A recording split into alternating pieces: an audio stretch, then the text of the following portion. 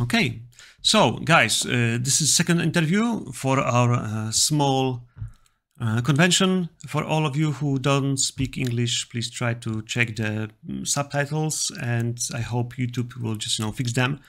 For us, from English, it's easier to polish than from anything else, anywhere else.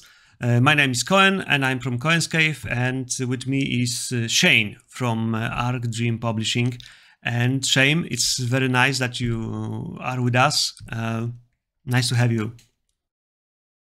I'm glad to be here. Thank you so much. This is terrific. Okay, so maybe for the warm up, any relations with Poland? No. I don't think so. Yeah, I don't think so. Not that I know of. Okay, and I'm just thinking. No. Because your name is Shane. Is it Irish one? You have connections with... You know, I don't think anyone in my family has any connection to Ireland, but they picked the name Shane anyway. I think it probably had more to do with the my parents being fans of the old movie with Alan Ladd, this Western that came out in the 50s or 60s called Shane that was enormously popular out here. So I have a feeling that's where they got it. But my family tree, if we look on Ancestry, it's just nothing but Alabama farmers going back to however far, and then before that, farmers in England going back to before they started keeping track. It's just a straight line. Okay, I mean, there's nothing bad. Yeah, I'm just looking, any connection because definitely Polish and Irish guys, I think we are quite close. So if there would be like anything, but Delta Green is green, yeah. Wish. So no, yeah, no. I mean, yeah. But alas, I don't think so. Other than just mutual admiration, maybe. Hopefully, if you have any chance to visit Poland, you are invited. Yeah. If anybody asks, why you are going, to tell them. I would love to. I invite you. Definitely, it's still. Good place to visit. I think from any place in Europe right now, Poland is peaceful place and free of any problems, and so on. So if you go right now to Paris for Olympics, they have issues like with the accommodation and so on. And in Poland, no, yeah. So you're always welcome. You're always welcome. Yeah. Going to some more, let's say, serious topics. You have big portfolio, history of the being in RPG community, creators and pagan publishing and so on. I would ask, like, okay, for sure you are DMing something for the Delta Green, right? Anything else? Are you also playing as a player? Oh, yeah. So I play. I play in a weekly D&D game, just 5th edition, with some friends, where I'm just the player in it. That's something I can just do for fun. And then I run a weekly game with several other friends. There's a little bit of overlap, but which for the last several months has actually been the Black Company, because we're developing a licensed game based on those novels, a series of swords and sorcery fantasy novels, called The Black Company by Glenn Cook. And so I started doing that before we signed an agreement or anything for the license, mostly just having fun with it. But at the same time, we had reached out to his people. And so alongside me and my friends playing this game, Dennis and I were negotiating with Glenn's agent and making everything come together. So that's picked up a lot of momentum in the last few months since we actually signed a deal, and and it's become something we're actually going to be developing. So yeah, you mentioned but something. we're still doing that now. Yeah, that's on Arc Dream newsletter somewhere. Yeah, I mean those Yeah. posts that black company is coming. I mean this is quite I wanted to say old one literature, but definitely it's changed from modern Delta Green to something more, let's say, fantasy, dark fantasy. Yeah, so and the mechanic and system, you are inventing this yourself? I mean, as a Arc Dream, or you are using some kind of something that we already know and just adding something extra? The system is, we started with with the percentile system that we use in Delta Green, but heavily reworked and reconfigured for the different pacing that the action ought to have in the Black Company. So, and that's part of what we're playtesting right now and trying to kind of get right.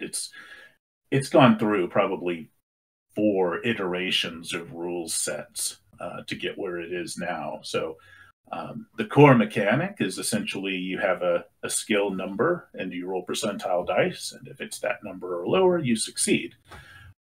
But the way that you interpret results, especially in combat scenes, we want them to be very fast and over very quickly without a lot of math and numbers to keep track of. So the way that you resolve things is a bit different than in Delta Green.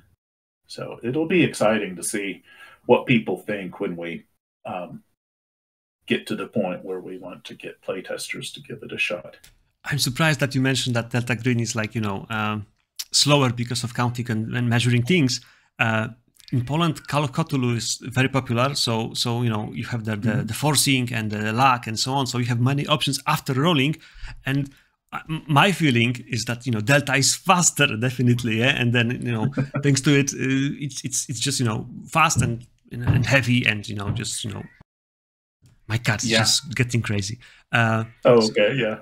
So if you hear some strange noises, those are not kids. Yeah, nothing alike. It's just crazy cat in the morning. Yeah, it's like why you close yourself? Either the cat or the ghost. Big one, yeah. It will be fun. Yeah, so I'll say with the Black Company, the rules. The reason that we're focused on that is that is that with the Black Company, characters are going to have a few more options for things they can do in the game. For specialties, they might have interesting, I don't want to say special abilities, but things that differentiate them from each other more than Delta Green characters tend to, right? And so, but that means that you're potentially adding options that players have to pick between and choices they have to make. And so all of that adds time that it takes to process what your character is trying to do. So we want to make sure that everything around that stays as simple and quick as it possibly can, because this is the genre that we're doing here. These books, the books never have long drawn out fight scenes. Fights are over very, very quickly generally, and we want to have a sense of that at the table. So we're putting a lot of work into making sure that that when there's action, that it goes very quickly and that it's very scary and nerve-wracking, unless you've done everything you possibly can to win the fight ahead of time by preparing and taking the enemy by surprise. Oh, I mean, yeah. We know how it looks when it goes to the crunchy systems. Yeah, so some things are just like simpler than better, and nobody likes to count the numbers, and do some unnecessary counting or choosing, especially when you need to just explain everything yourself as a DM, because people don't read the books, so this is something easier the better. I should say I have a very high tolerance for crunch in my rules when I'm playing games, for very, very intricate rules with lots of numbers and lots of math. But they each have a different feel to them, a different tone. And so the feeling that we are trying to evoke in the Black Company is something that's very different from the feeling that you're likely to get playing Dungeons and Dragons, for instance, or which I love. I have a great time playing D&D, or any other fantasy game that I can think of. So yeah, that's every. I'm a big believer that the rules that you put in the game shape the experience of the players playing that game, and that shapes the kinds of narratives that emerge from it. I mean, the system, if it supports the concept, then this is like the perfect option or scenario. In Delta, the bond system and this support of this mechanic to work with sanity and also this feeling of what you are losing when you are fighting with evil or just something supernatural, then this is really like, for me, this is core, the core of the whole concept. And okay, shooting is shooting, but this part is like the most intriguing, and having experience, and small thing, and usually never seen if you're playing one shot, because if you are playing one shot, then you don't have this going home, especially if you don't finish it well, right. But let's take a look at my questions, what I have there for you as well. Okay. Which system impacted you the most? Because for so many years, probably you played, and developed so many things. And do you have some system that is closer to the heart, as even something that maybe it's not anymore, but it's still there as a nice feeling or memory? Well, I mean, before we published Delta Green, certainly it would have been it was all of the basic role playing games that Chaosium published, going back to the late 70s. I loved. I played the first edition of Stormbringer when it came out, and it used the same core mechanic of roll percentile dice. You want to roll your skill or lore, as Call of Cthulhu, as RuneQuest. I was going to ask about that whole suite of games. I've always absolutely adored. And that's why we stayed pretty close to those when. And do you mind to tell me building up Delta Green as its own thing? Yeah. Do you mind to tell me when did you start? Like like during the college or some earlier, later? Earlier, I first played basic Dungeons and Dragons in 1979. I was 10 years old. Yeah, we are laughing because this is the advantage of states, that Dungeons and Dragons here, I mean, in your position, in your place, were so much earlier than in Poland. Oh, is that right? Yeah.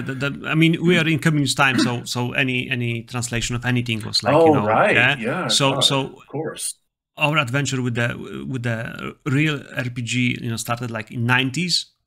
People were, just making some kind of copies of books from states, or sometimes getting books from states, but that was not really as a commercial something that existed as a fandom. So.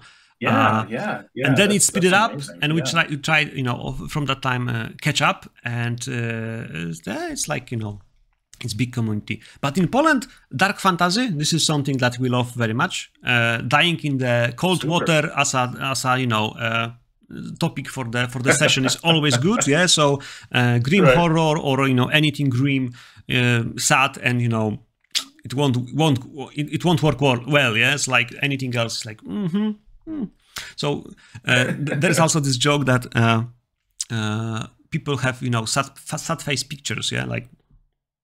This is Polish smile. This is Polish smile. Okay. Yeah. Well, I think one of the reasons, going back to the Black Company, one of the reasons we're so happy to get that property is that's it's one of the very kind of grim, almost bleak in a lot of places. Fantasy stories, and it's about soldiers, and it's about the impact of soldiering, and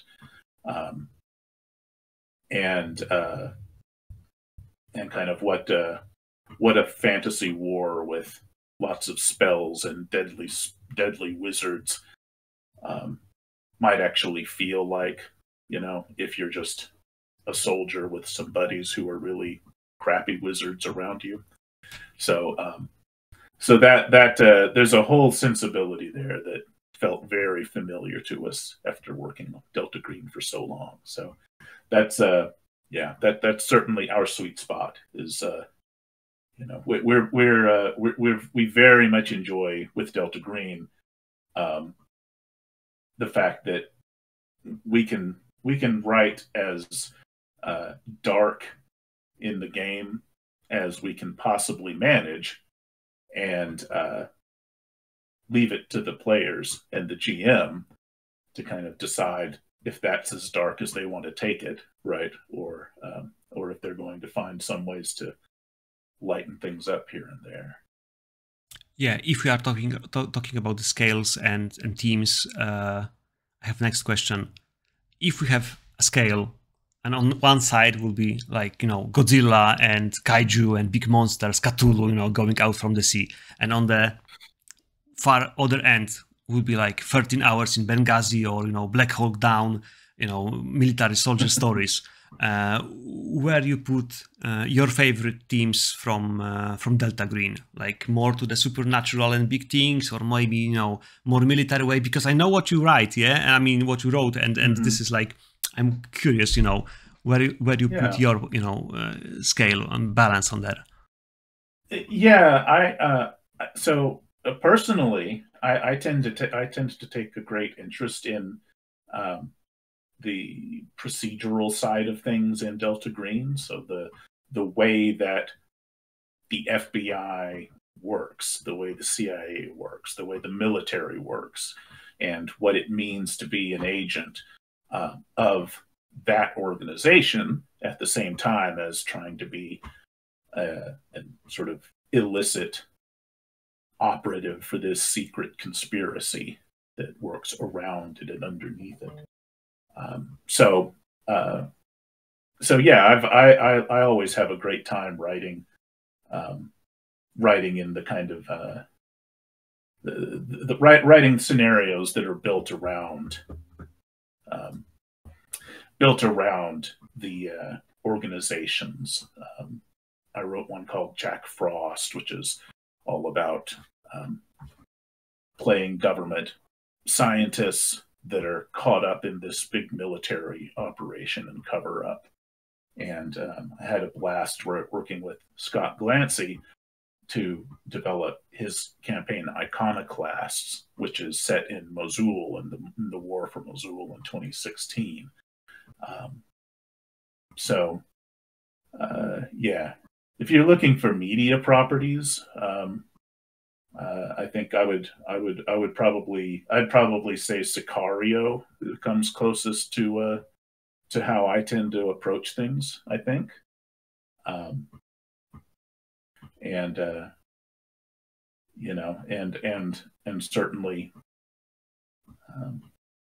once you reach the end of it, certainly doesn't go out of its way to leave you feeling good about everything you've just seen, right? So, yeah. But I love on your scale of Godzilla to um, uh, street fighting. You know, that's why I tend to go for street fighting, and then uh, occasionally have them realize Godzilla's there to eat them if they shoot in the wrong direction. You know, there's nothing bad with shooting two people. Yeah, I mean, if everybody give you consent, yeah, then let's do it.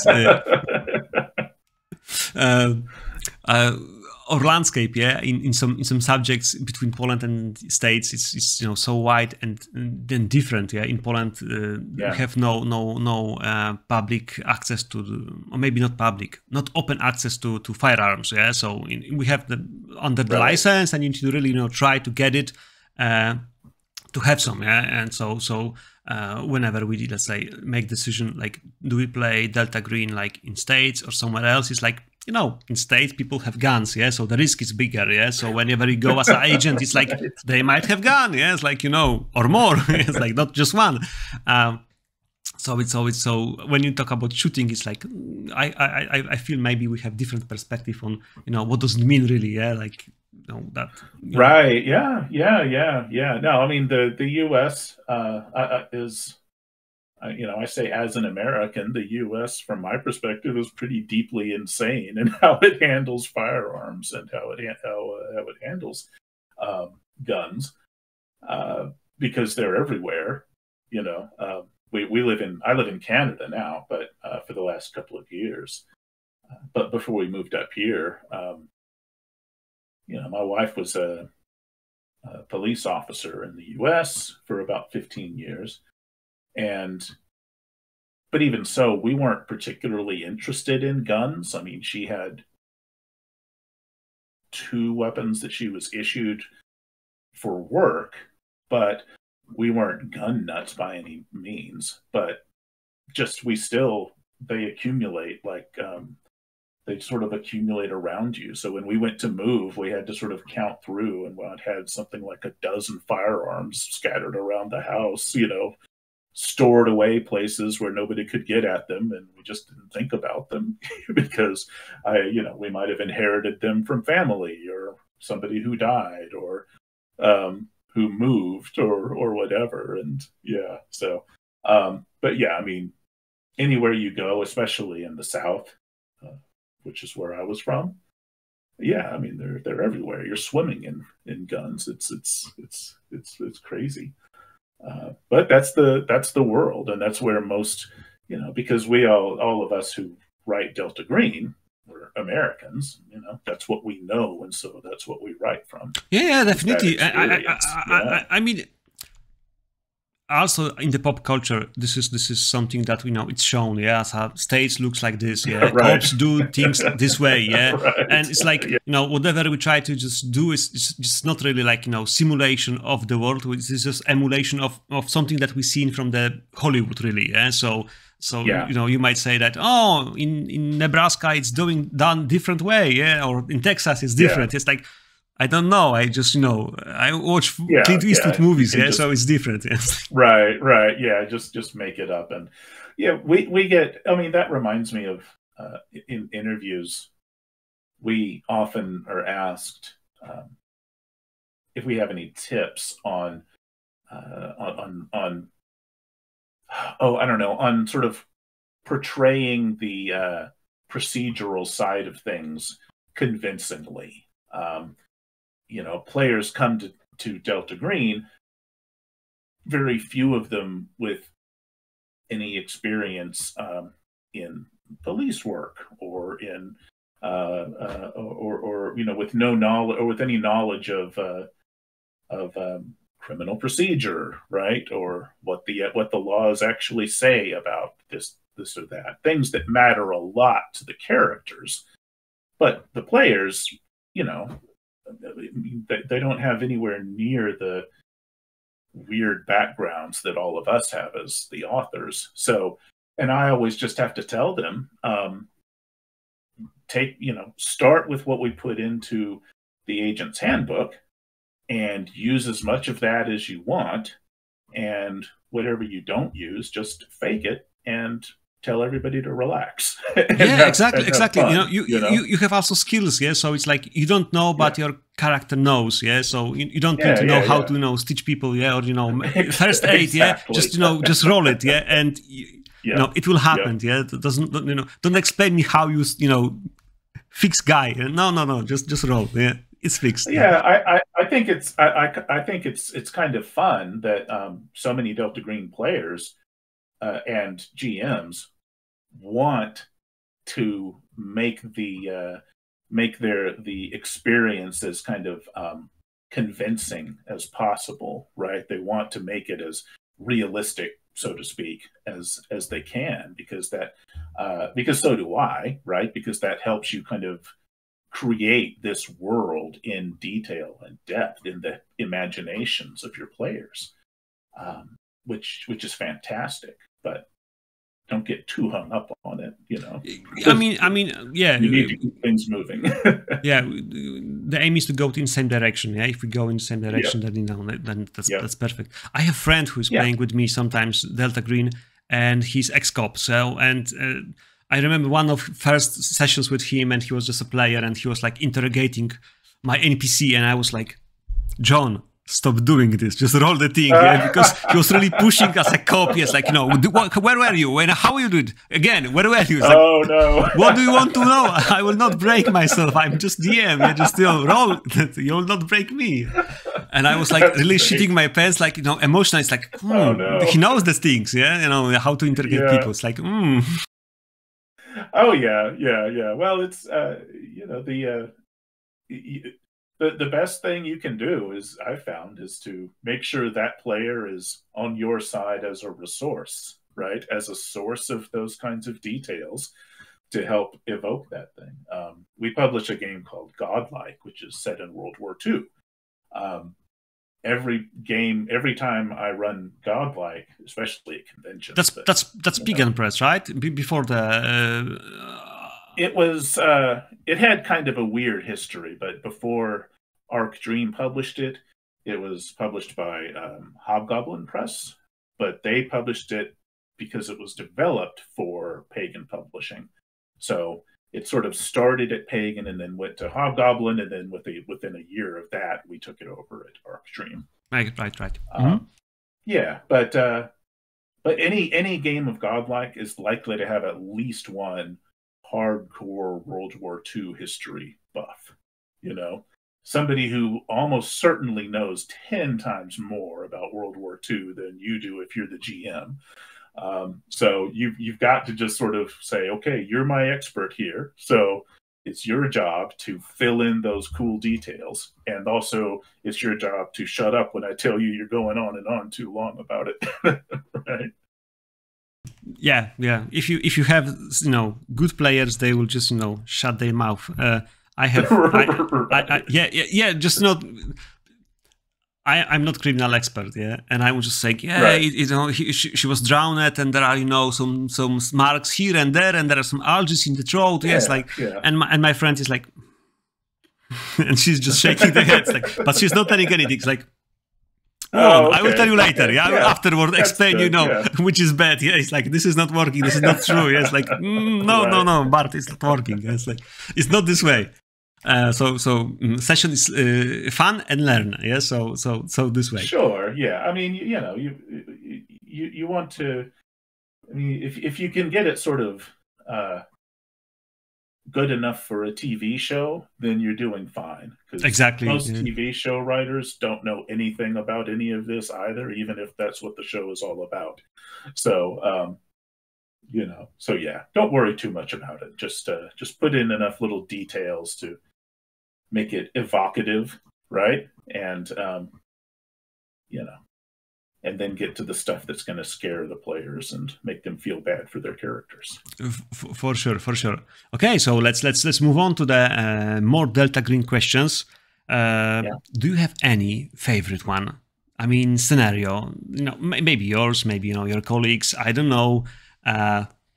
I know it's hard to pick, which child you love most, but is any scenario like closer to your heart, like you have this like emotional connection that, oh, I like it, yeah, I don't know, I played well, or there was something that I love, and I don't know, I don't care, yeah, why? Yeah, so just to be a little egotistical, I'm still very, very proud of one that I wrote called Observer Effect, which is which is this kind of convoluted.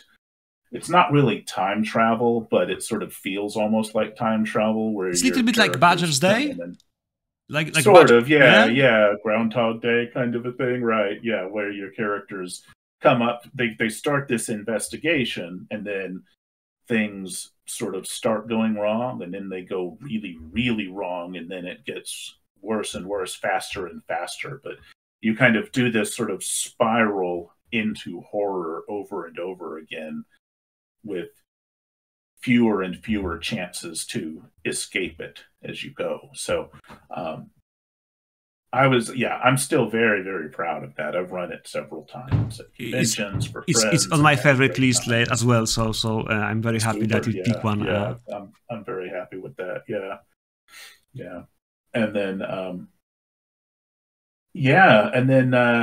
the others, I adore a scenario that Scott wrote called Dead Letter. This is one of the classic scenarios that came out in the 90s.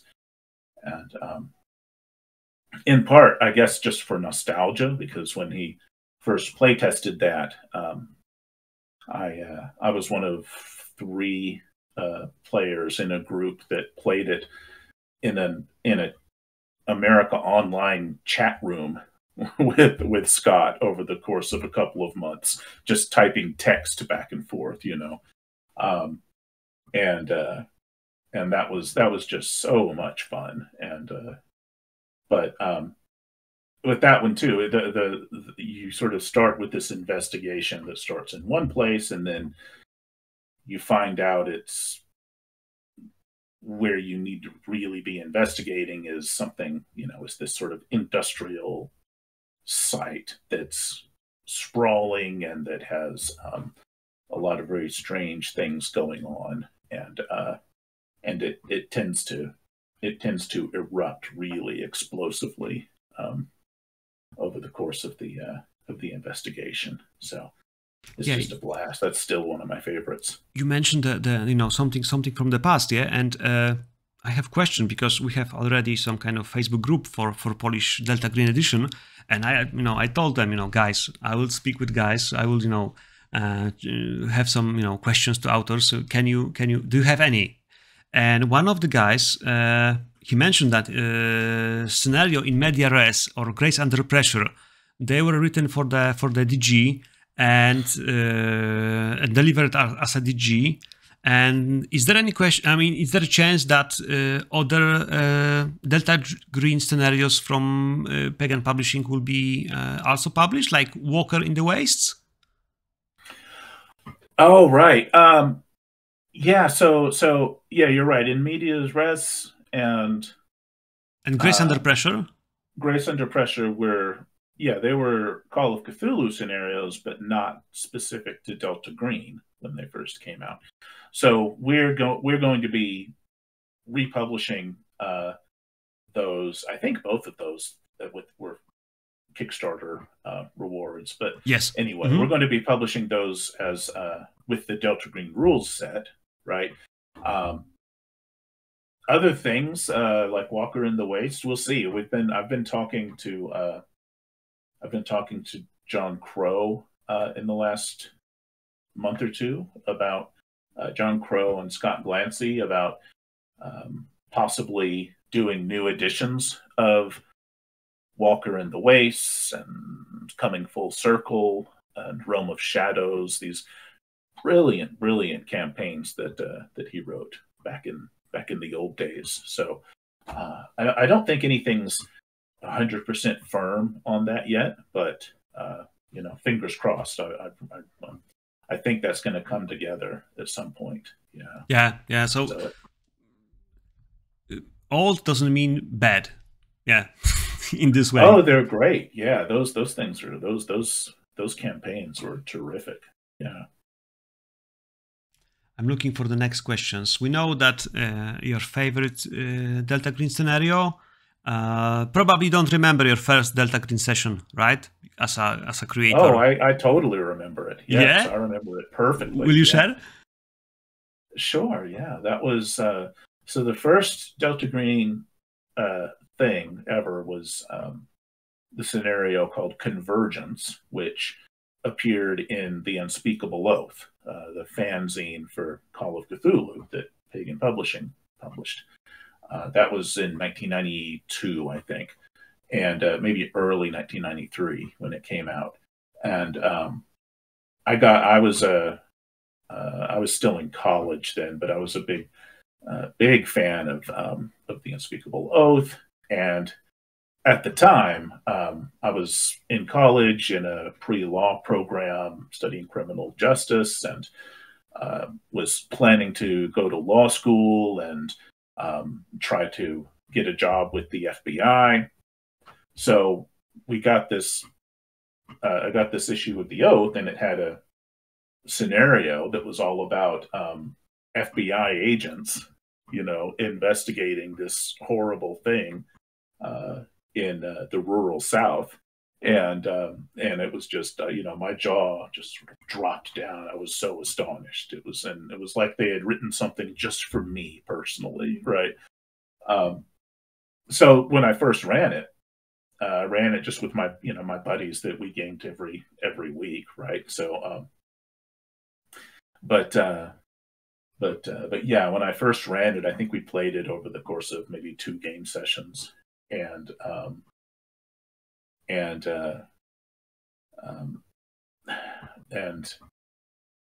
afterward, there are a couple of events in the scenario that I'm reluctant to talk about, out loud, because they have such a huge impact on the players. And this was, even then, we played the thing and it was wonderful, and the players were just horrified the whole time and didn't know what to make of it. And then I went away to my first semester of law school, and then came back a few months later, and I found one of my, I saw one of my friends that was in that game. This is whatever, 6 months later or more, and he told me that he kind of scowled at me and said, "This is all your fault, but I want you to know after that game that we ran with Convergence, I had nightmares for weeks." Yeah, I heard the story. Yeah. I DM myself the Convergence feelings on the, let's say, important elements. It's like, yeah, it didn't roll well. It didn't roll well. We have TPK somewhere in the between. It's easy to happen, yeah. But it's yeah. So yeah, that was the first thing that I ever ran for Delta Green. This is sort of in its earliest stage. Cool that you remember that. Yeah, it's fantastic. Oh yeah, it was great. Okie dokie. And you bring also some, interesting information about yourself, yeah? I mean, because I was going to ask, there is big range, yeah? Because there is observer effect, which is, I would say, like technological horror a little bit, yeah? Something that we'll probably see more on Star Trek than, on the general Twin Peaks, yeah? Maybe in the X-Files. And then there is Caligati, which is fully military story, and I like it as well. I mean, the shape of it and tempo is like, going in the as a nice one shot. Yeah, it's a nice one. But you are just like, going in the very wide directions. Yeah, I mean range. Yeah, this is like technological and military one. And also you are saying that your stories about the FBI and things in your range of interest. So, how works your inspirational, work, and what makes you write things, or just say to yourself that oh, I would, write something about this, or just, you invent something and then, okay, let's write it down, afterward. Yeah, I think some of both. I mean, certainly, I read constantly, and I love. I mean, I obviously I have a long and very deep interest in military history and in military affairs and in the law and criminal law, law enforcement. Um, but also, I love I love keeping. I love physics to the extent that I can manage to understand it, which is not a lot because that's just not my background, but I love reading things about physics studies and theories that even if I only understand a tenth of it, it's I still enjoy studying it. So yeah, I just take a great deal of interest in lots of different fields, and kind of the more I think with on the scientific side, the more the field, the more something sort of delves into very fundamental questions about what we are as physical entities and how that relates to what's out there, and the origins of things. I love all of those questions, and the way the increasingly strange nature of physics and of the world that we're discovering that allow us to get some semblance of understanding all of those. Yeah, so I read constantly, and try to stay up to date with the news and international affairs. And I mean, these days, if you sort of if you get on if you use a Google alert or something, or Flipboard or some way to or Reddit or something that'll help you sort of keep up with weird science stories or sort of surprising scientific developments. Probably about half of them have implications that if you sort of turn it over to its darker side, it can become very deeply horrifying if you just sort of take it a few steps in another direction, right? So so that's where that's usually where I wind up starting.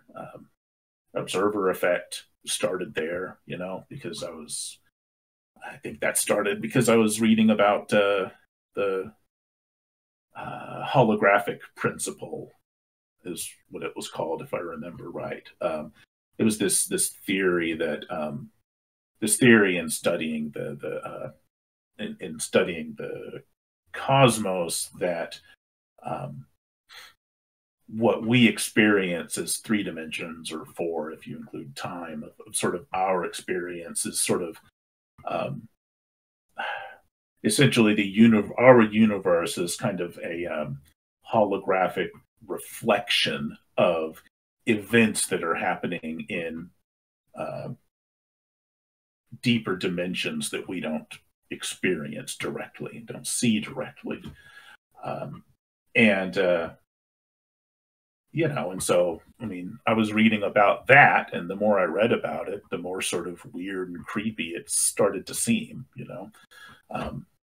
You read that kind of thing alongside tons and tons of horror novels, and everything you read starts getting weird and spooky if you're not careful.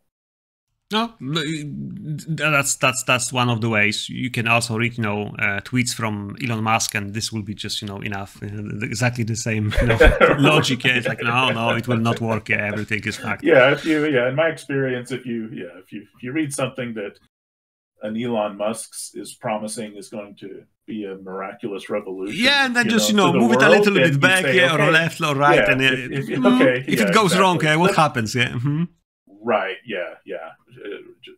put that, remember that's probably Bizarro World, and it's going to be the exact opposite of that, and then extend it to the worst possible extent you can go, and you'll start getting into some pretty good horror story material.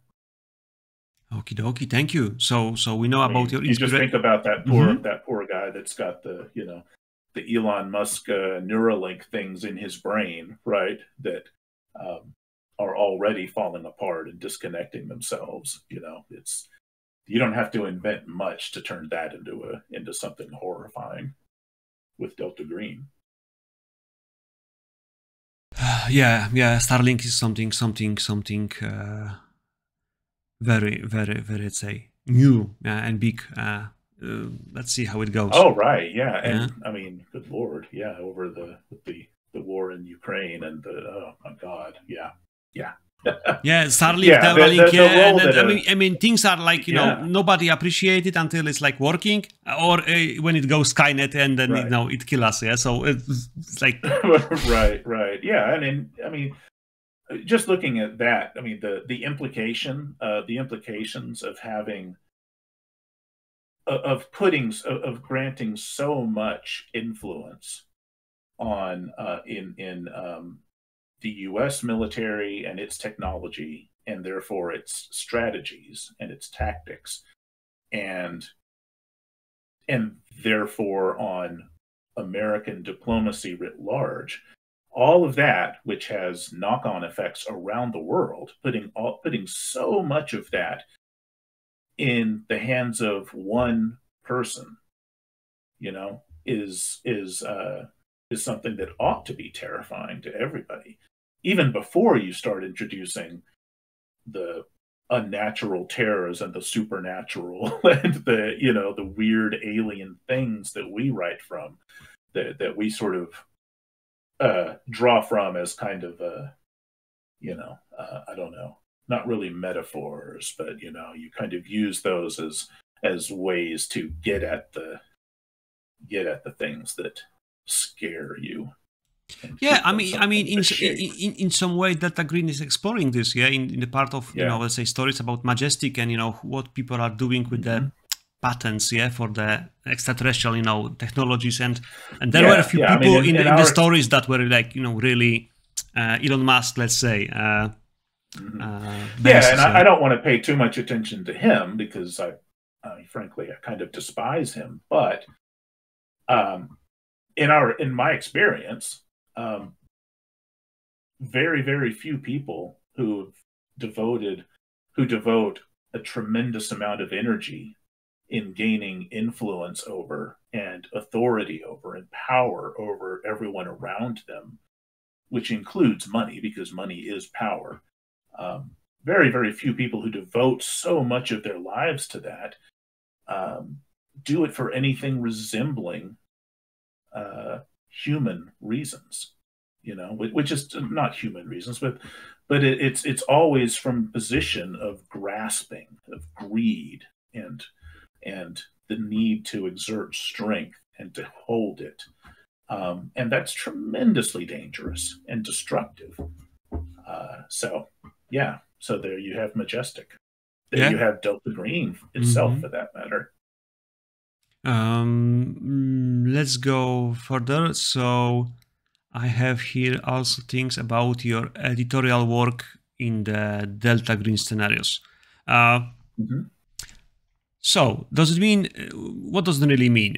Guys are, let's say, sending you texts and you are just, reading them and giving them some kind of, okay, yes, no, remove it. This is not, how it should be, or, advices. That usually it's something like that. So a lot of time, most of the time, it starts with just batting ideas around back and forth. So you spoke to Caleb Stokes, right? He writes a ton of really good material for us. So usually he'll have an idea for something, or he'll have an idea for something and say, okay, what if it's, what if it's about, it's about this, new life fertility, and it's this sort of technological cult almost, that's doing really dangerous, horrible things in biology and in medicine, and it starts to have so one facet of its work goes really wrong and is kind of public, and that draws in the agents, and so he'll send sort of a core idea of what a scenario is going to feel like and what it'll be about, and we'll usually kind of bat that around, and I'll either say yeah, that sounds amazing, do more, or that sounds great, what do you think about adding this or this or this. We'll have a lot of back and forth, and then he'll send usually he'll send a first draft that just sort of goes into it, or even if not a first draft, a sort of a more fleshed out overview. Eventually that'll be a first finished draft.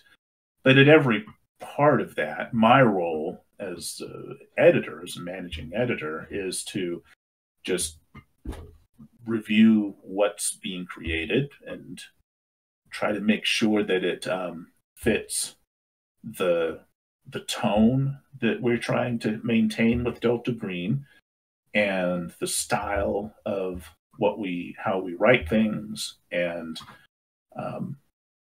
to keep an eye out that it's that we don't duplicate work we've already done too much,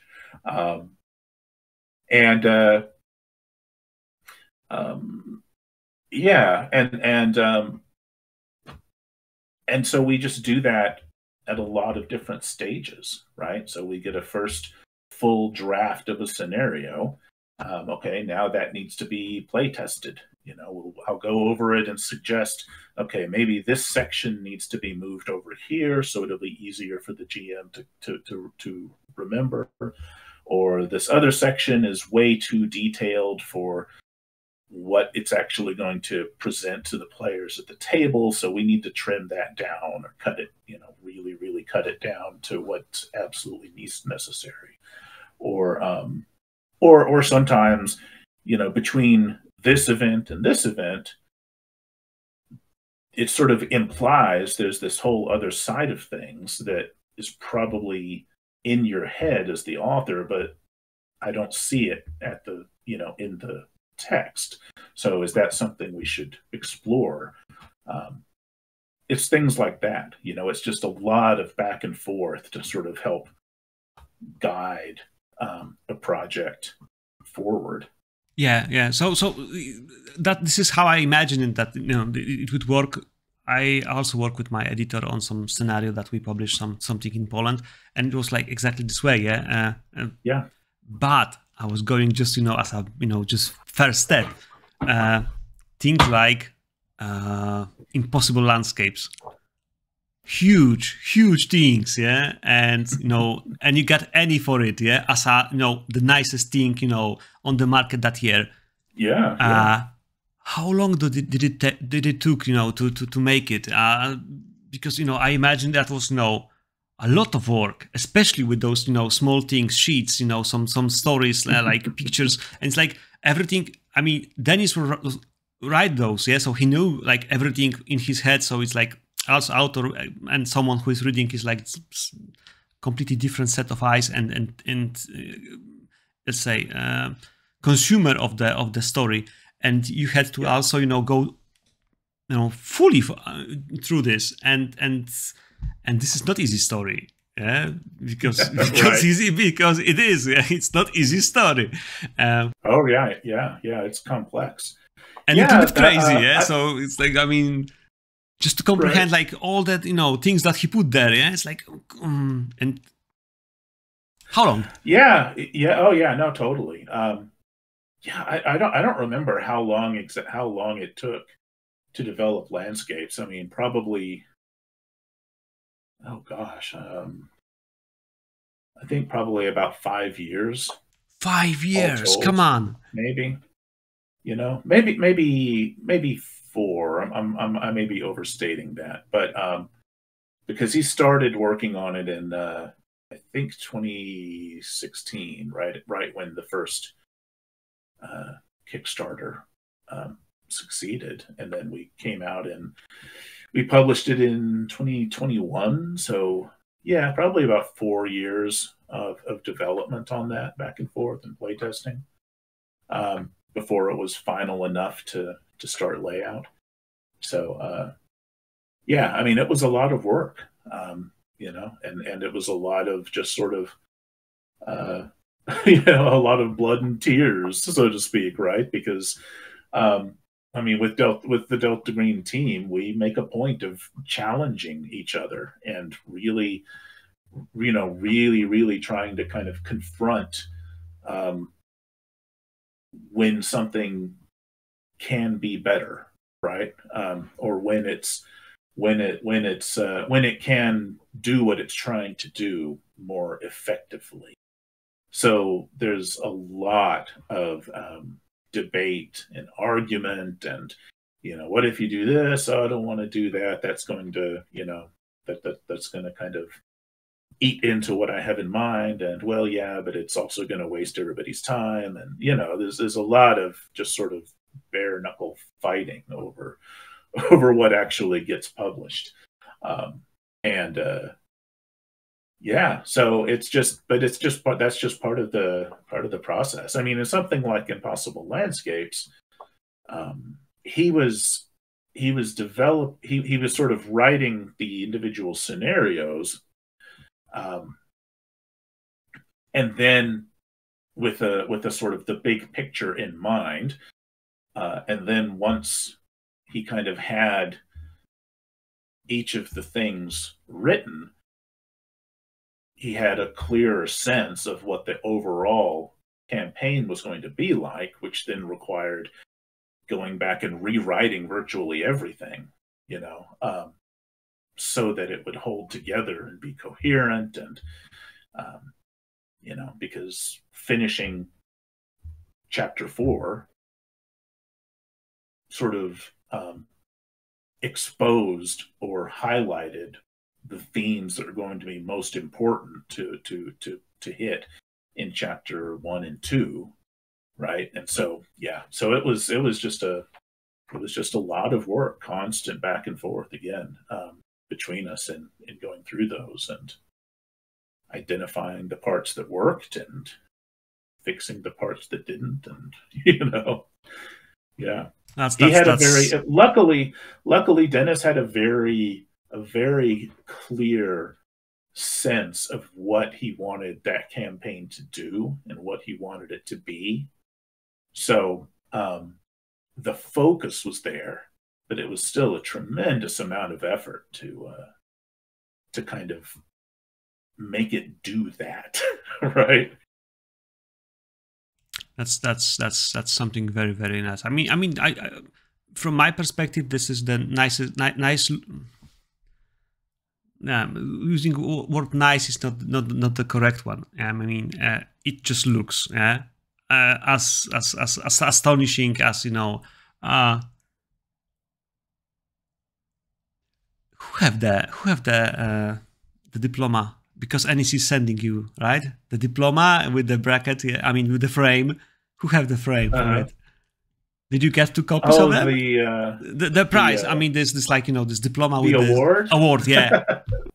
Yeah, no, I think I have. I have those the framed ones. They're not on the walls in my office yet, but I have a big box. They're all in padded in padding. Yeah. So, and we you know, it's fun when you get those awards. I always, with the NE awards, they have little medals, so I always make sure to ask them to give us a few extras so I can send them to the rest of the team. Nice, so nice. Yeah. Okie dokie. So let's move forward. Recruiting into program. There are a few stories, you know, how to recruit guys to Delta and to the program. Any favorite one that you prefer over others? Extortion, black. Yeah, that's to me, that's a fascinating thing to see in play. I would say probably 90% of the time, at least, we wind up skipping that whole process and just say, you're all agents of Delta Green. You got here for one reason or another. And then over the course of play, we might flesh out some of the details of how that happened. When you're bringing characters into it from the very beginning, before they have any idea, the challenge is to make sure that you as the GM and the players are kind of on the same wavelength as to where this is going to lead, right? Our goal is to have this character become a Delta Green agent, so you can keep playing this character, you know, over however many scenarios they survive. So that tends to kind of constrain the players' choices and how they're going to play that character. Because if they're playing the character, I mean, you could also just sort of say play it naturally, but you've got to understand that that may result in that character saying, to hell with this, I'm not doing any of this, and not becoming a Delta Green agent, right? And then you're saying, okay, that character's not in the campaign anymore because this is a Delta Green campaign. So you have to sort of, if you're wanting to make sure you keep it, that process results in your character becoming an agent of Delta Green, you've got to kind of recruit the player first in saying, okay, so this is where it's going to lead. So let's play through how that happens, and then let's explore maybe what would motivate your character to say yes instead of no. Okay, so good session zero, right? So good preparation before playing. Sure, yeah, and I mean, and you could, I mean, you know, I've seen that played out over long periods of time too, where a character was not in the group and was just sort of an outsider, but kept being roped into these weird things without really knowing what was happening.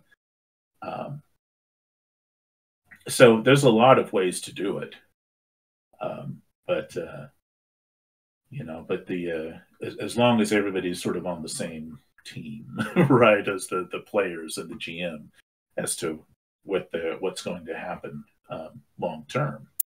Okay, Shane. So if we can explore a little bit, because you mentioned that you wanted to, you know, join FBI, and that was part of your interests. I have, like, you know, feeling, or just, you know, perception from Europe, from distant place. FBI agents, they are not likable. People don't like them as a general. Yeah, they are like stiff one, and, you know, they have like stick in the ass. Is it true? This is like general conception of, you know, that FBI agents are not likable. Nobody likes them, and they are just, you know.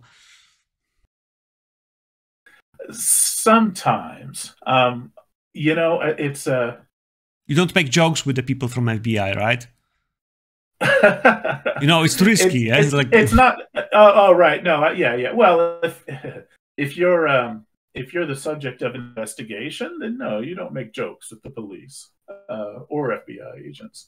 But the culture at the FBI has evolved a lot over the years and has kind of changed a lot over the years. And there's been some resistance to that change within the FBI, right? I mean, to this day, I can say just some random things. I mean, to this day, there's a very heavy presence of Mormons in the FBI, much heavier than in the larger population. And it's a very common sense reasons. I mean, basically, it's because Mormons in the U.S. tend to be very straight-laced. They tend to not drink. They don't smoke. They don't get into trouble. It's very, you know, and they also have a tradition of traveling a lot and learning new languages as part of missionary work. Um, so there's this whole slate of skills and attitudes that wound up making Mormons extremely appealing to the FBI, going way, way, way, way back. So that by itself has sort of shaped the even if the numbers are only whatever 20%, I don't remember what it is these days. That's still a tremendous impact on the culture of that organization. In recent years, it's changed a bit because because there are certainly more minorities in the FBI than there have been before. There are more women, every year than there have been before, but there's still nowhere near enough. So fundamentally, it's a very conservative organization, and that can lead to some of its agents being a little too I don't know, serious. Serious, yeah. I used the word Steve, but no, that was like no. That's like right. But it's interesting because in my experience, having known a great many FBI agents, most of the ones that I've known are very funny, and they're very approachable, and they there's sort of a sharp difference between their personality when they're just off duty being human beings and their personality when they're on the job actually having to investigate something or someone and interview people to get information. The priorities are very, very different. And then again, there's, this is the case in almost every American law enforcement organization. The more kind of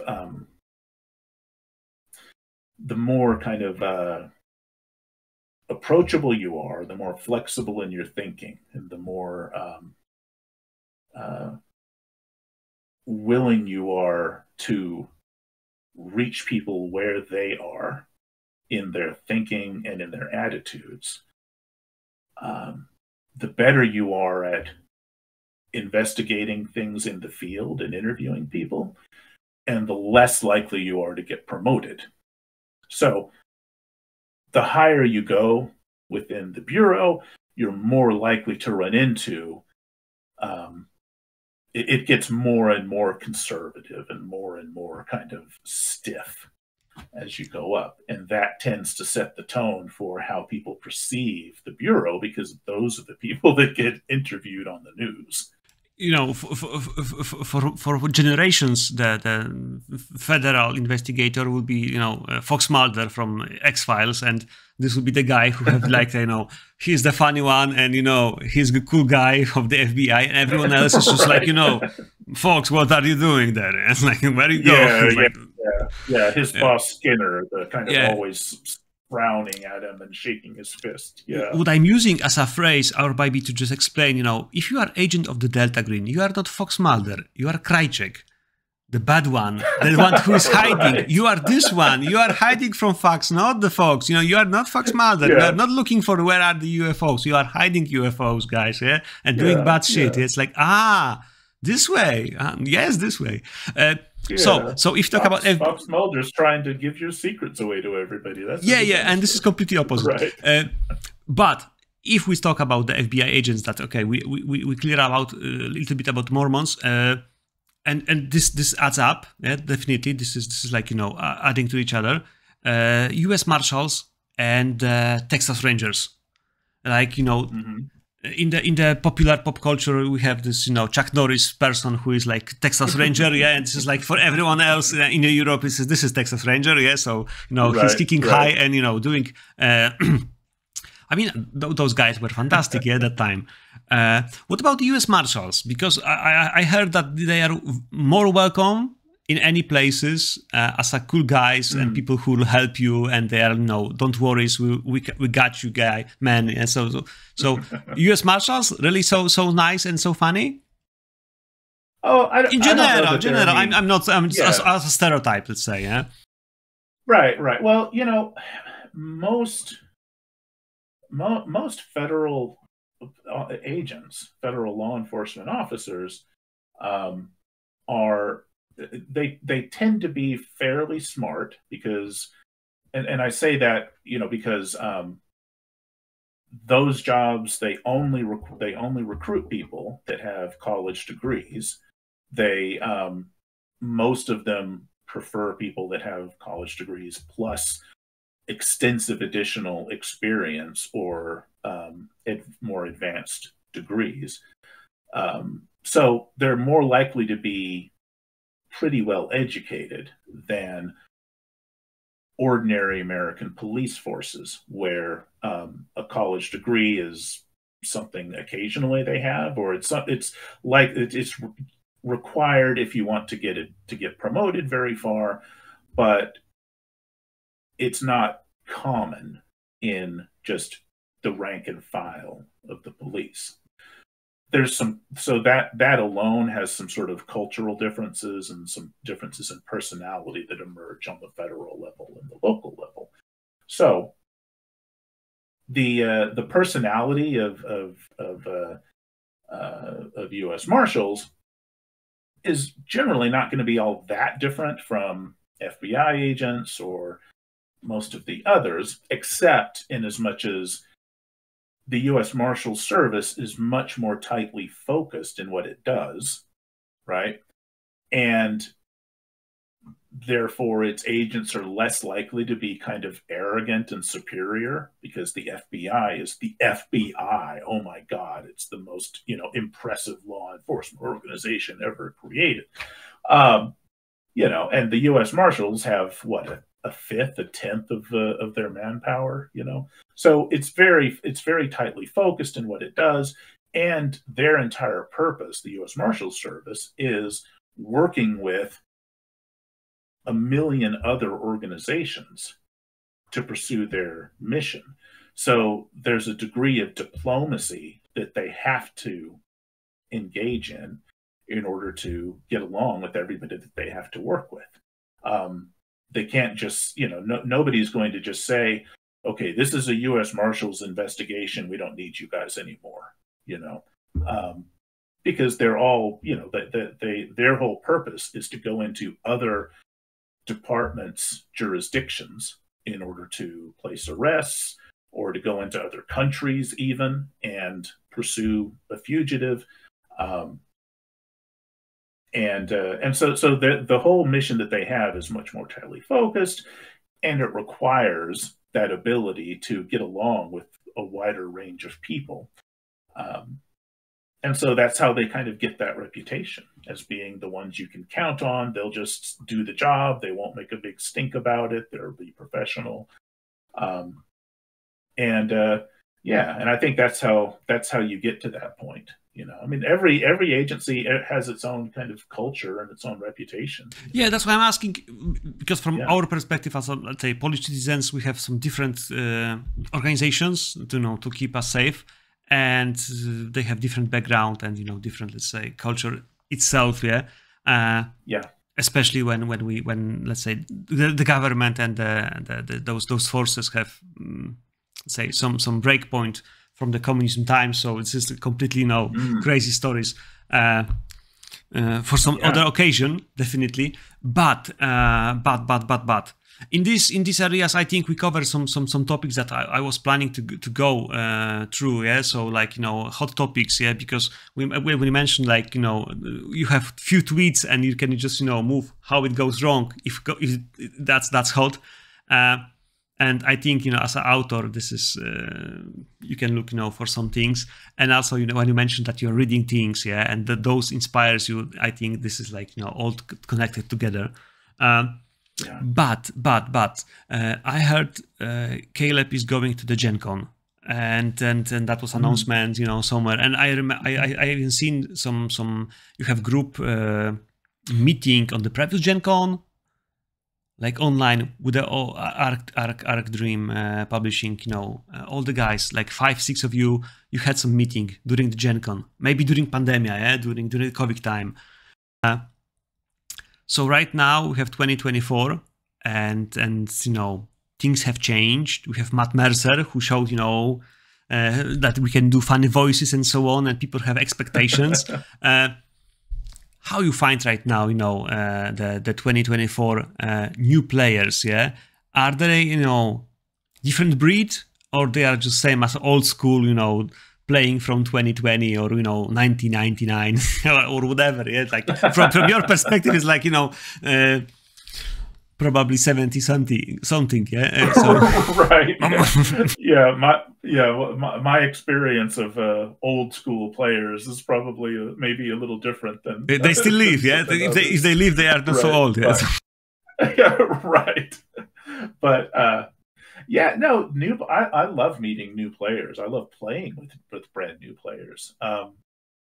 Players that have come into the hobby since actual play shows that have become so popular. In my experience, they're great. I mean, they tend to be very imaginative. They tend to be enthusiastic. They tend to really be into creating a character and expressing things as that character instead of just, summarizing everything. I live for those rare moments where I, as the GM, through the voice of an NPC, can have a conversation with the player speaking through the voice and the experience of their character, right? That kind of interface where we're both sort of playing characters, talking to each other as characters, is the heart of the game, but it can be so rare to actually happen at the table. And newer players, in my experience, tend to be way more ready to do that and do it more instinctively, even than before, than players that have come in before. So, I love that experience, and I love that impact that those shows have had. I'm just thinking, is it easier to do it in games like Delta Green or Call of Cthulhu? That they are like, not D&D and just, hack and slash and let's, kill the goblins. Let's maybe think, or maybe let's talk about some important things, yeah? Because you can always, talk about, how for how much you will, sell the sword, but it's more like, honey, I didn't come back, yesterday because of some, problems at work, yeah? And you don't tell her about really purpose, but those discussions are like heavy one, yeah? Oh yeah. I think I don't know that it has as much to do with the game as the players.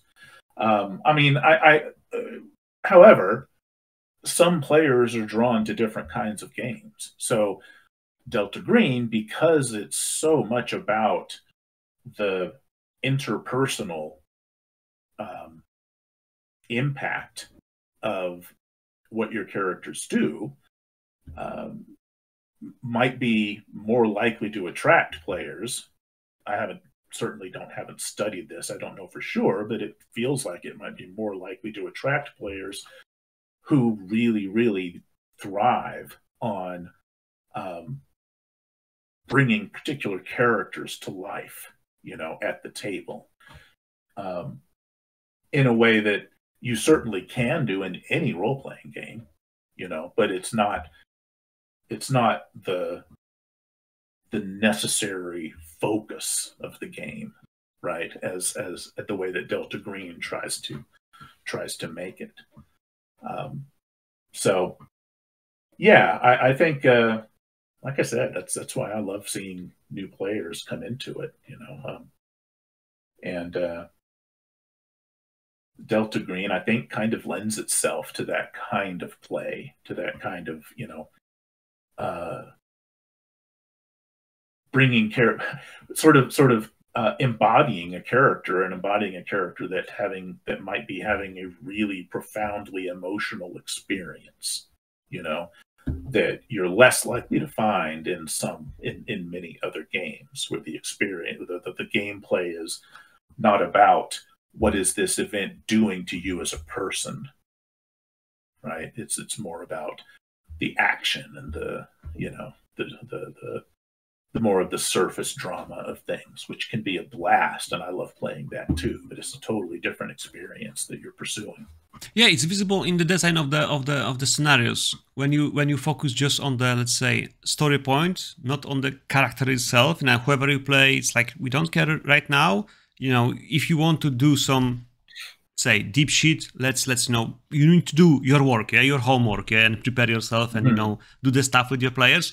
But we give you, let's say, the core of the of the danger and the exposition and so on. So you even when we don't get those, let's say, exemplary character sheets, yeah. So when you don't tell them, okay, you should have like 2 FBA players and maybe 1 ops and maybe some medical, yeah. So in this way, it's like, yeah, we know where's the focus, but it's still it's like you have tools to do it, yeah. This is Bond system, yeah. If you prefer it, use it, yeah, and just I was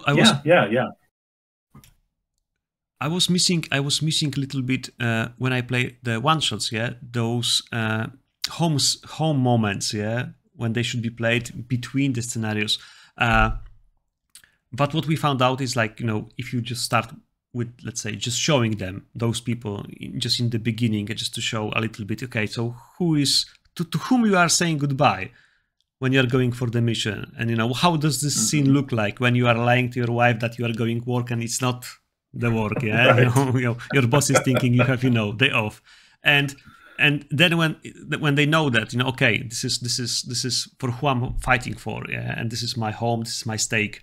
I need to go back, and this keeps them closer, and then this parallel to going back again and just explaining themselves is not so right. not so heavy, and it works, yeah, and it works.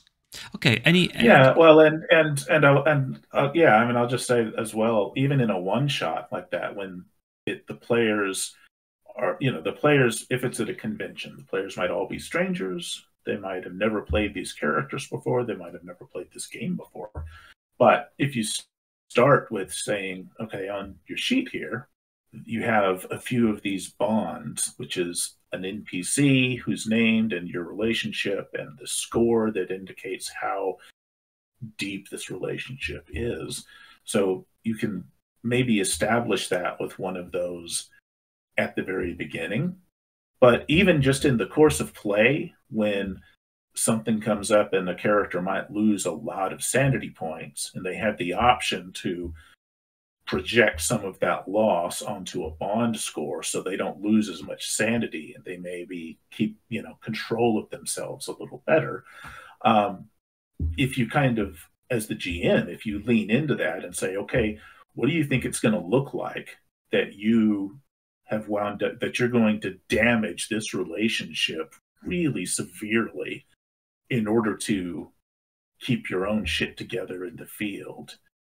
That's something that most players can kind of relate to really instinctively, and it can kind of drive home what the impact of this thing is, this adventure is going to be in the long term. And that even just that moment, even if it takes only a couple of seconds, can kind of evoke that sense of, oh my God, I'm destroying my character's life.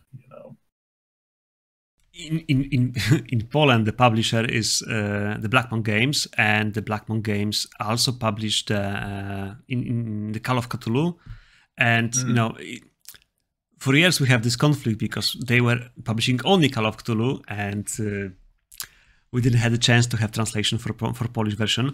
And when we publish something like stream sessions and something, it was like, is Delta Green better than Call of Cthulhu?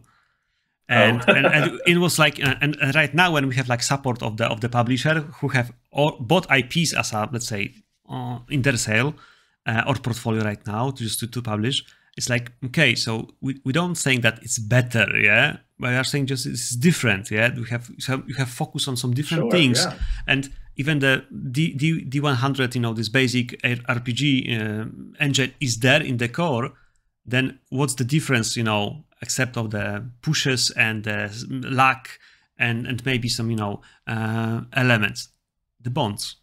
And we are just saying that Delta Green is about the bonds. Yeah, it's not about the pulp Cthulhu. It's not about some, you know, Cthulhu going out from the sea. This is about those elements. Yeah, this is different. Yeah, because Sure, Lovecraft and genre is just genre. Yeah, it's just, you know, we know the horror stories of Lovecraft, but those things, everybody who I know is like pushing. Yeah, I love this. Yeah, those buttons are mine. Yeah, and this is Delta Green for me. This is, you know, using of the That's bonds. great. Yeah. Yeah. So we really appreciate and we love it. Do you remember who invented this mechanic? Like, you know, anybody? Oh, the bonds. I think that was all me. Yeah, because it was when we were writing the the core rules in its first few iterations. That was me and mainly me and Greg Stolze. Dennis was involved some in that. I think his involvement there was a little less than me and Greg. So I got Greg to do kind of a first overall pass of the rules based on discussions that we'd been having and things we'd been trading back and forth. And then, you know, I took those and tore them apart and put them back together. And but when we were getting into Sanity, unless I'm really remembering wrong, I think all of the bond rules were mine, because I just was looking for ways to make. I was looking for ways to make the loss of sanity feel a lot more personal, and I was looking for ways to explain in some way how it is that people in the real world who spend their lives exposed to extremes of stress and trauma tends to have their private lives fall apart. And I wanted to sort of evoke that at the table in a way that felt somewhat natural, you know, and somewhat inevitable, even.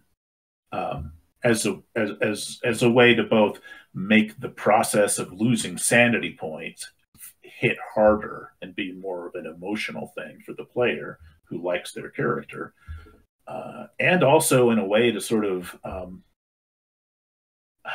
I don't know. It was the big part of that process for me was recognizing that is a sacrifice that people who pursue those careers in the real world more often than not have to face, and that their families have to face as one of the prices of dealing with things that are way too stressful and traumatic for anyone to deal with in any healthy way. Yeah, and it really, let's say, it just simulates one-to-one this emotional, you know, bargain, yeah, that you do with yourself, really, because you are, let's say, paying the price of your relation with your loved ones when you are trying to protect them, and as a reward, you are losing them because you are trying to be right. It's like, what the hell, yeah? It's like yeah, and I mean, sad story. I mean, the fact is, but yeah, I mean, we've, you know, all of us on the team, I mean, we've seen that happen countless times, just in people we know, you know, let alone in things that we read about and study, you know. And so so we developed these rules, and I developed the bond rules in particular sort of in out of conversations with um, federal government employees who were in that world and who knew firsthand, how that kind of stress and trauma tended to affect people and affect the people around them. And with in interviews with veteran counselors who work with veterans, and could see that kind of process happen and how it's most likely to play out when it's not handled well. So yeah, I mean, I did everything I could to sort of make the rules, make that process play out in a way that would be recognizable, to someone that has been in that circumstance, so that it would feel like we were treating it with some degree of respect, and not making something that was just a big cliche. Yeah. It's heavy and it works, and and it's proven, yeah. but counts and counts of people who are playing this, and we love it. Yeah, we love and that's great. I'm very, very pleased and happy with that response. As you say, this can be a very, very heavy thing to talk about. So the fact that it's we've gotten feedback from players who are in law enforcement, players who are in the military, who who are in all kinds of really difficult intelligence and all kinds of really difficult careers, who have had very, very good, kind things to say about the rules. That's immensely gratifying to me, because that's what I was striving for. Yeah. It works. That's great. Yeah. Last question, because I stole your time. We started a little bit earlier, but I think this conversation could go for hours. Gosh, you may have to get up to go to work at some point soon too. No. Today is free for me. Good. Okay. Good. I mean, the day off is perfect one. Yeah. One more. We wait right now for the Labyrinth, right? It's in the works. Labyrinth. The English edition has been out for a while.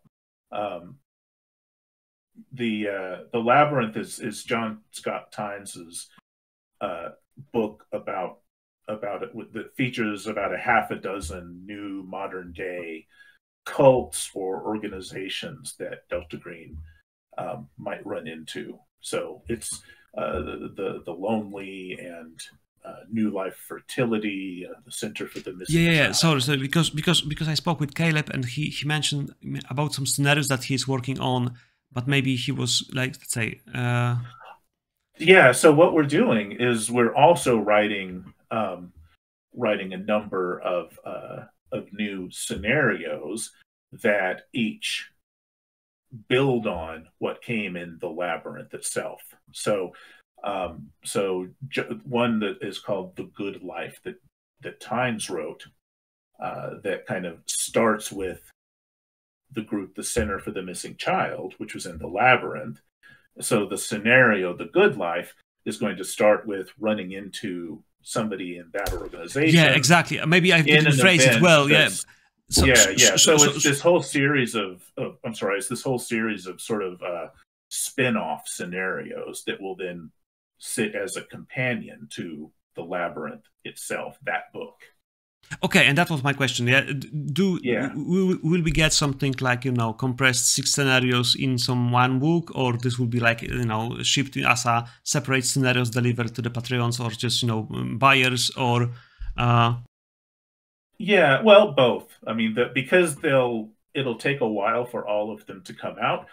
We'll publish them individually in PDF and in paperback, and then when they're all out there, then we'll bring them together in a hardback collection for people that want that as well, or instead of getting them individually. Yeah, so yeah. If I remember correctly, John Scott Tynes also mentioned that he's working on some new campaign with Noden. Glancy. That's Scott Glancy's Scott Glancy project. Okay. Mm-hmm. Yeah. Yeah. He's been working on that for a while. Scott has been he's been working on that. We've batted around some ideas of how to treat the Dreamlands in Delta Green in particular that feed into that. It's some kind of that's been an interesting project. That right now Scott's mainly focused on Pisces, which is a different book. British one. Mm-hmm. Yep. So when he's done with that, with at least the current draft of that, he'll send that to me, and then I'll spend a couple of months packing it apart and telling him to do all these things he doesn't want to do. But in the meantime, I think I'm probably going to encourage him to turn his attention back to the Nodens project and developing that some more, because it's kind of that presents Nodens, excuse me, which is this sort of mythological figure that appears in Lovecraft's dream stories, with a very strange kind of presence. You're not really sure exactly what you're seeing there, but presenting that character and sort of extrapolating this idea of this sort of cosmic presence that we as human beings kind of interpret as being something a little more human-like than most of the cosmic presences that we run into, but that is not a human thing at all, and is not anything kindly at all, even if it's less overtly malevolent than, say, Nyarlathotep. He's had some really fascinating ideas for that, so I can't wait to see that take further shape. I cannot wait myself. Dreamlands, definitely they were explored by the Chaosium in some special books, but that's like 5th edition, maybe 6th. They had some old book about the Dreamlands, but the Dreamlands were also shown in the Horror in the Orient Express. There is like some newer scenario that is there, showing, for example, there's this train, just going through the Dreamlands, which is, let's say, a little bit off from the original stories from Lovecraft. Who knows what people dream right now and what goes there? So it's like, for me, it's like, surprise me, please. Well, exactly, and the degree to which the sort of dream realms, that Randolph Carter explores in Lovecraft's fictions might have changed, over the last because years. I believe the idea of the Dreamlands were from Lovecraft times, So let's say dreams about some Middle East something, in the sky. It's like those are your dreams when in 1920, right. Well, right, and it was, but even in the 1920s, we're still very close to the 1800s, the 1700s. There were whole revolutions in communications around the world that had not happened yet. The closest that it came to that was the telegraph, right? Which was certainly revolutionary in what it did in communication, but the impact of it wasn't necessarily felt viscerally in every person's life and soul. So the course of the 20th century, and certainly into the 21st century, that's all changed. That's huge. That's huge. The idea of what that does to imagination and what that does to dreams and what that might mean for these kind of structures of dreams that were so fixed in the dreamlands of Randolph Carter's day that they had lingered there virtually unchanged for thousands and thousands of years in the human consciousness. Some of that may need to be taken in very new directions, just, increasingly quickly over the sort of spiraling whirlpool of, of recent years. Yeah. Anything else in the oven? Anything is cooking, like, next big thing after the God's Teeth? Yeah, I mean, so if you can tell, got, like, Oh yeah, no, it's not much of it's secret. We always, God, I feel like we always have about a dozen different projects in the works at any one time, and some of them move very, very quickly and then slow down, and others move very, very, very, very quickly. So, the next things we're going to be doing is a scenario collection that brings together some of the individual scenarios that we've published over the last couple of years, like Presence and From the Dust, Meridian, which is very recent, and Jack Frost. Pardon me, Jack Frost, which is a very large scenario. Those are all going to come together in a hardback collection in sometime this year, called Dead Drops. And then we have 4 scenarios that add to the God's Teeth campaign that you can play out optionally during that campaign, that Caleb wrote. I contributed to some of those. So those are about to start coming out. And then over the course of, I think all of those, and then probably their hardback collection of them, will all come out this year. We're very close on Operational History, which is going to be a book that sort of explores the shape that Delta Green took in different periods of its history. So what were the first days of Delta Green like before it was called Delta Green, in the 30s, when it was just this kind of weird offshoot of the Navy. What was Delta Green like when it was actually created as Delta Green during World War II? What was it like in the 50s and 60s, the 70s? So that's getting pretty close. I don't know exactly when that's going to be finished, but it feels like it's near. I mean, we have Pisces is Scott promises is very, very close to being done, with his edits and revisions of the first draft of that.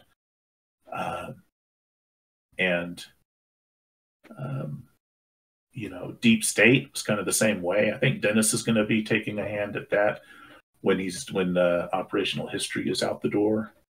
And then, but that's gotten a ton of work already, and then we're going to be really delving into that. Yeah, I mean, there's always a million things that are coming. Nice to hear.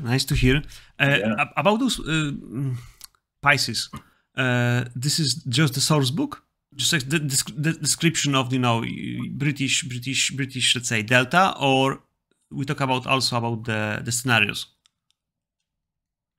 It is.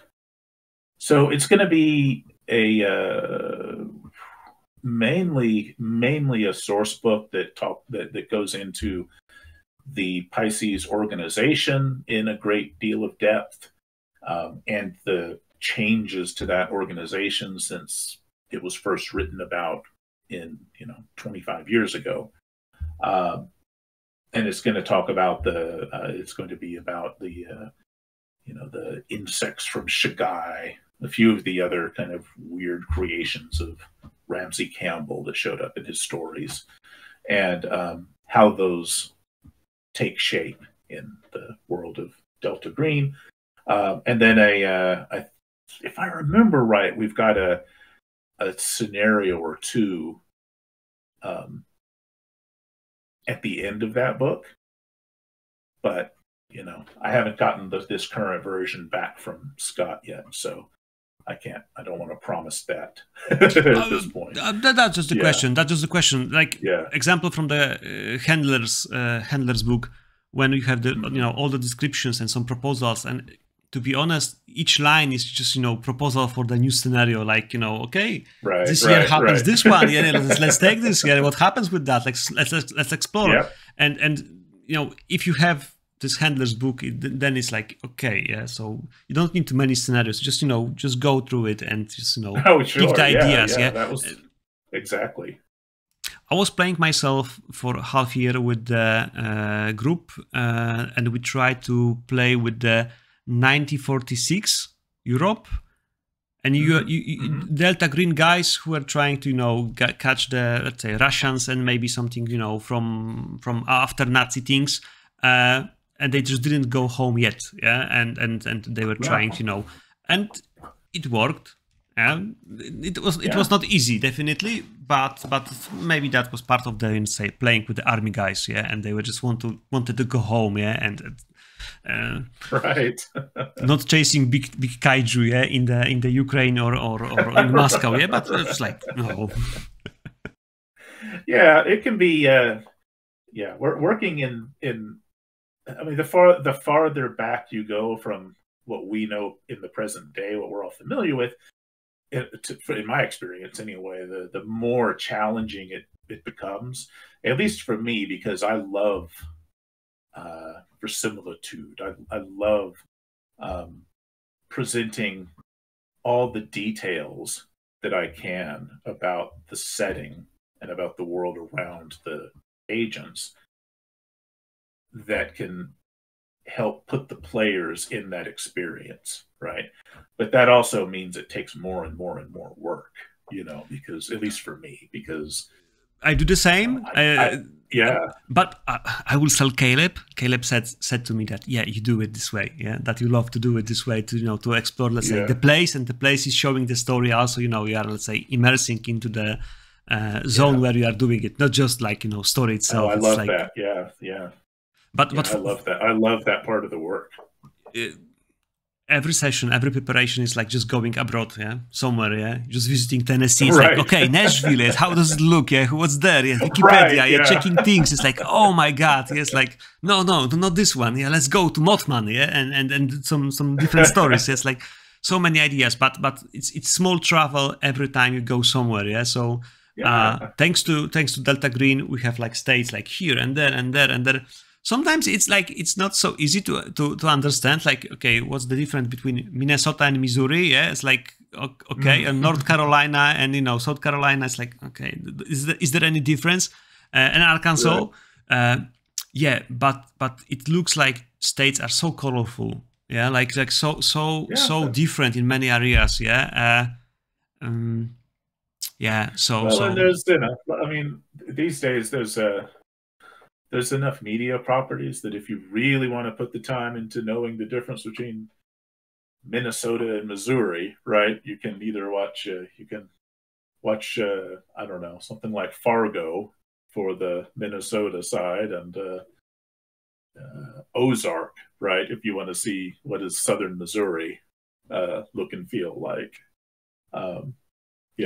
There are lots of.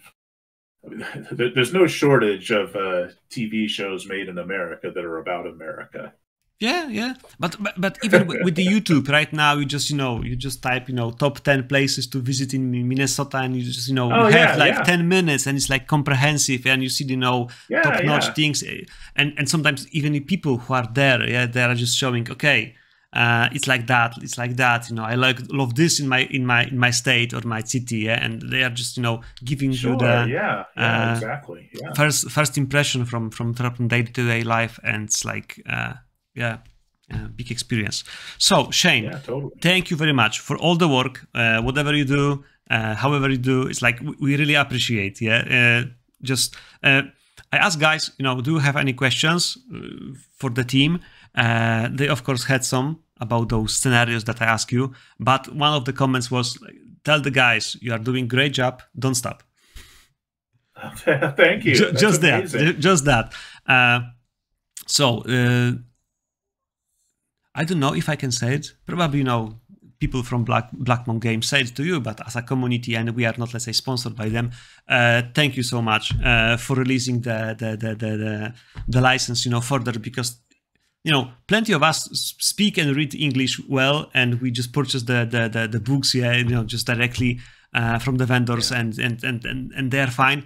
But there is like portion of the community who prefer to read in the Polish language, and thanks to this decision, they will have the fun, and I hope it will all works well for everybody. So thank you. It's exciting. I'm very happy that we're seeing a number of translations getting put together, and that's and I can take almost no credit for that, because I've over all these years, we've had talks about doing licensed translations, in different countries, and every single time what happens is I'm too busy doing other things to focus on it. So in the last year or two, we've recruited an old friend of ours named Ray Winninger to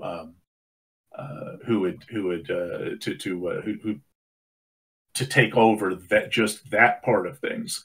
He'd had tons of experience dealing with other publishers, dealing with licensed properties.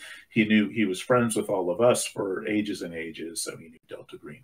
So once we started talking to him, and he actually came to us and said, "Hey, my time's kind of freed up. Do you guys want to do any?" And I said, "Well, would you like to take over talking to licensees, and just we'll give you a cut of it. Do you want to do this?" And he was like, "Yeah, that's great." So entirely thanks to Ray for taking the reins on that and making it happen. It's been brilliant. So that's all to his credit. I had a hint from the publisher that okay, we have license, yeah, we will have it, because they know that I'm the number one, let's say, biggest fan, yeah, publishing something in Poland, yeah, for Delta Green, yeah. So I was like, but no, tell nobody. Yes, I was like, okay, telling nobody, this is secret, yeah. So but in the same time, I was like, okay, let's do some, something to bring, Delta Green to the people. Yes, like we have the community, we are playing all together in the online things. So the idea for the convention, online convention, Operation Capricorn, was born, and so I just said, okay, so let's start the group and let's make the convention. And people are asking, Bartek, did you purchase the license? It's like, no, hell no. It's like I didn't. Yeah. Right. And like few colleagues who have also some publishers from Poland, they were like, oh no, they will not sell the license because we tried last year and it didn't happen. It's like no, they are not selling. It's like I say right. I cannot say anything, guys. It's like, but this is not you, right? It's like, no, this is not me. He knows something. It's like, but people were like, say, yeah, we tried so much. Yeah, no, they were no. So they said no to us. Yeah, it's like. So we are very happy. Yeah? I mean, Polish fandom is really pumped up and hyped. So thank you very much for your time, appreciation from our end. Also to Rachel for helping to connect all the parties. So she's been that's my wife, Rachel Ivey, has been doing a terrific job the last couple of years of sort of talking to actually actively reaching out to podcasters, to reviewers, to whoever, and kind of being the voice of Arc Dream again when you know, I'm already doing 3 jobs, so having somebody that can do that 4th job has Yeah, been yeah. terrific. What She's so good at it. Yeah, Yeah, she shared with me the green box, and there's this whole, let's say, introductional process for the anyone who is, like, let's say, promoting the Delta Green, and the PDF, the introductionary, and all this, small press stuff that was prepared already there on the Discord and some Google box and so on. Yeah, yeah, this is awesome. This is awesome, and it was like, wow, so professional. Yeah, I was like, yeah. no, guys from Delta Green, they are small. Like, they don't have, like, big things. And it's like, oh, they do. It's so nice. So Our team has gone from 2 to 3. yeah. But it's Yeah. 50% increase. So it's like, from Right, 2 to 3 is right. like, Yeah, no, big one. she's done amazing work. Yeah, I'm Yeah, so so proud. big thanks to her. Big thanks to her. Big thanks to you and to the guys. Yeah. This will go off online probably in September. So Okay. probably then we will just announce something with her, on the Discord and so on.